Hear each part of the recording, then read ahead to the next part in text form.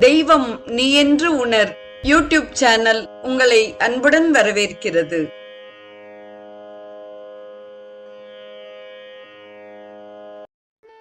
அன்பு உள்ளங்கள் அனைவருக்கும் இனிய சுபதின வணக்கம்.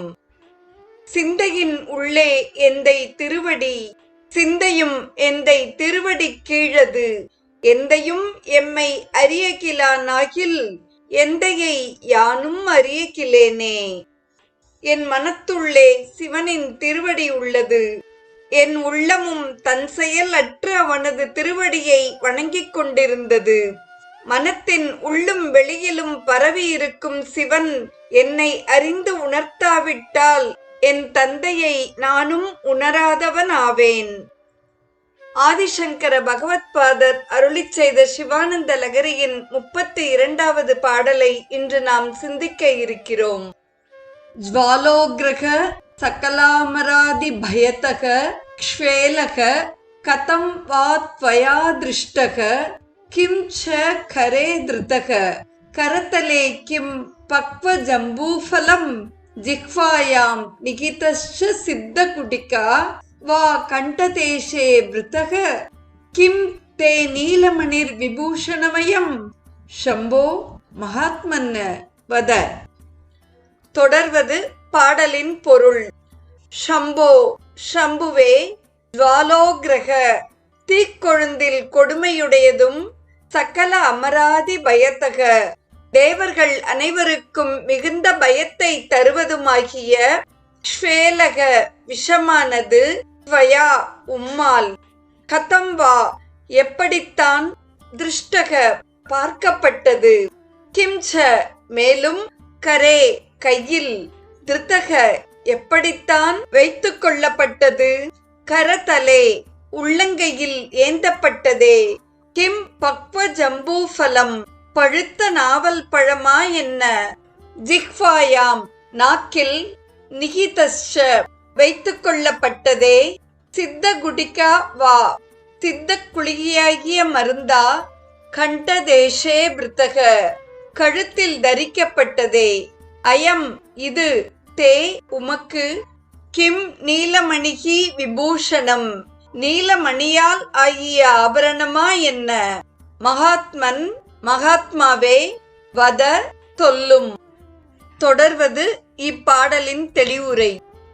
பயங்கர தீ போல கொழுந்துவிட்டு எரியக்கூடியதும் எல்லா தேவர்களுக்கும் பயத்தை கொடுத்ததுமான இந்த விஷமானது உம்மால் எப்படி பார்க்கப்பட்டது? மற்றவர்களால் கண்களால் கூட பார்க்க முடியவில்லை. அனைவரும் அவ்விஷத்தைக் கண்டு பயந்து ஓடுகின்றனர். எவ்வாறாக அதை கையில் எடுத்துக்கொண்டீர்கள்? அந்த கொடிய விஷத்தை நாவல் பழம் என்று நினைத்து கையில் எடுத்தீர்களா? அது என்ன சித்தமருந்து குளிகையா? சித்தமருந்து குளிகை என நினைத்து வாயில் போட்டுக் கொண்டீர்களா? அவ்வாறான கடுமையான விஷத்தை கழுத்திலேயும் பிடித்து வைத்துக் கொண்டிருக்கிறீர்கள். அது ஒரு நீலமணி போல் அழகாய் இருக்கிறது என்று நினைத்து கழுத்தில் வைத்துக் கொண்டிருக்கிறீர்களா? நீங்கள்தான் இதை பற்றி கூற வேண்டும் என்கிறார் ஆதிசங்கர பகவத்பாதர். சிவபெருமானின் இந்த பெரிய நன்மை குறித்து நாம் பேசப்படும் பொழுது எல்லா மகான்களும் அப்படித்தான் வாழ்ந்து காட்டினார்கள் என்பது நம் வாழ்வில் நம்மால் உணரப்படுகிறது. சாதுக்கள் இந்த பூமியில் உள்ள கஷ்டத்தை தாங்கள் தாங்கிக் கொண்டு மக்கள் நலமாக இருக்க வேண்டும் என்று நினைத்துதான் எல்லா காரியங்களையும் செய்கிறார்கள். அதனால்தான் நாம் அவர்களை என்றென்றும் கொண்டாடிக் கொண்டிருக்கிறோம். மகா பெரியவாளை இன்றைய தினம் இவ்வளவு கொண்டாடுகிறோம் என்றால் அவர் தன்னுடைய 100 வயதிலும் எவ்வளவு கஷ்டங்களை பொறுத்து கொண்டார், எவ்வளவெல்லாம் தாண்டி வந்தார். அதையெல்லாம் அவர் தாங்கிக் கொண்டு நமக்கு அனுகிரகம் செய்தார், ஆஸ்திகத்தை வளர்த்தார். இன்றைய தினம் அவர்கள் செய்த நல்ல பலனை நாம் சந்தோஷமாக அனுபவித்துக் கொண்டிருக்கிறோம். சிவபெருமான் ஹாலகால விஷத்தை அருந்தினார். அவர் எப்படி பொறுத்து கொண்டார் என்பதற்கான பதில் மூக்க பஞ்சசதியில் உள்ளது. மந்தஸ்மித சதகத்தின் 21வது ஸ்லோகத்தின் பொருள் இவ்வாறாக உள்ளது. காமாட்சி தேவியின் புன்னகை பார்க்கடலுக்கு நிகராக வெள்ளை வெளேரென்று இருக்கிறது. அம்மையின் அதரத்தை பவழத்திற்கு நிகராக கூறுவார்கள். பார்க்கடலிலும் பவழம் உள்ளது.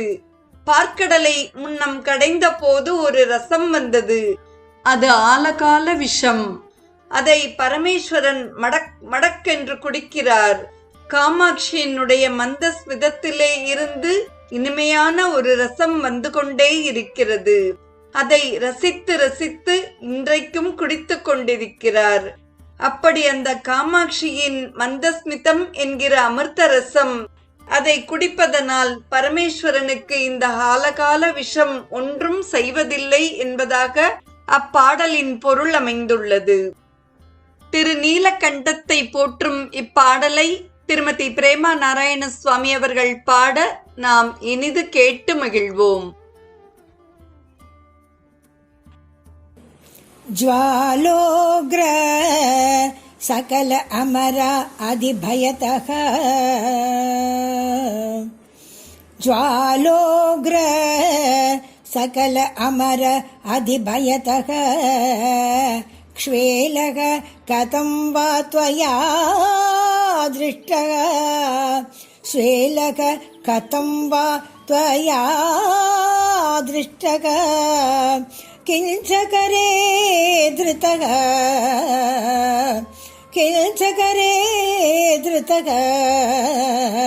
करतले किं पक्वजम्बूफलम् करतले किं पक्वजम्बूफलम् जिह्वायां निहितश्च सिद्धगुटिकावकण्ठदेश व्रता सिद्धगुटिकावकण्ठदेशे व्रता किं ते नीलमणि विभूषणमयम् किं ते नीलमणि विभूषणमयम् शम्भो महात्मन् वद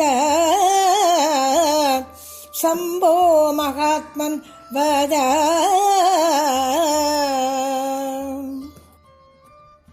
சிவானந்த லகரியை தொடர்ந்து 63 நாயன்மார்கள் வரிசையில் இன்று நாம் தரிசிக்க இருப்பவர் சோமாசி மாறநாயனார். சோமாசி மாறன் என்ற மறையவர் சோழநாடு திருவம்பர் என்ற தலத்தில் வாழ்ந்து வந்தார்.